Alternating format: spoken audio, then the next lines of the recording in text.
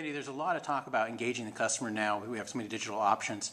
But you have an interesting take on a twist on engaging the customer. Can you talk about that? Yeah, we're seeing a lot of clients now and companies around the world really putting that extra focus on the client. But if you look at the very best companies, the companies who do connect with the client the closest, they really focus on their employee engagement. How do you get your employees to understand your brand, to internalize it, to have their passion and support be around that?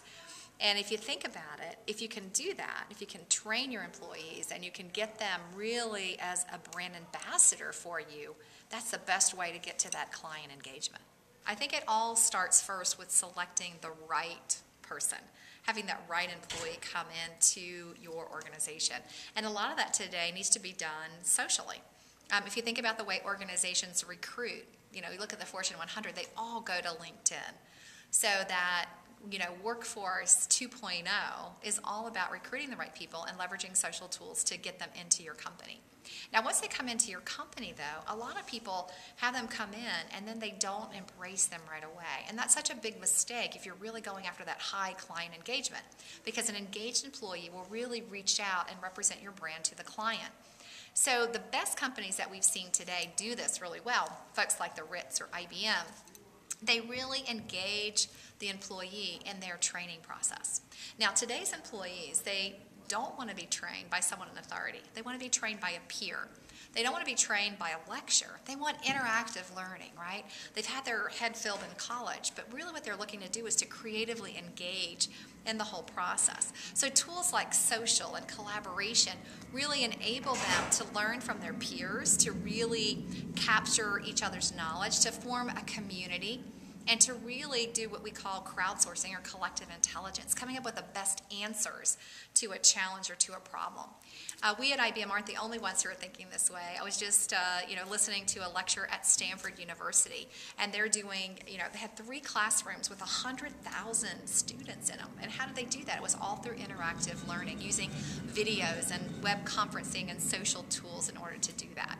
So I think that's kind of that second step. So you recruit the right people, and then you get them all enabled and engaged around what you're doing. And then I think the next piece is enabling them to go outside of your 4 walls. So doing things like social guidelines. I was just looking at a report the other day. 70% of employees today ask their company, will you allow me to use social tools when I come work for you?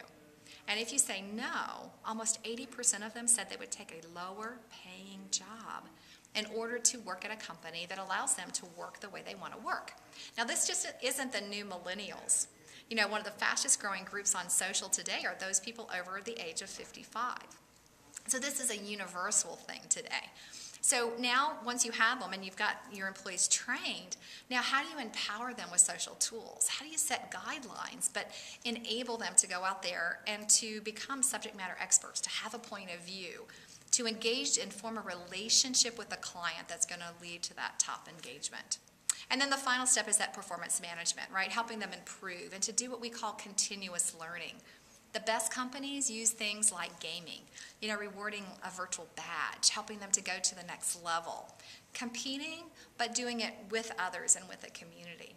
And I think that employee engagement leads to a smarter workforce that leads to the best client engagement and the most competitive companies in the world.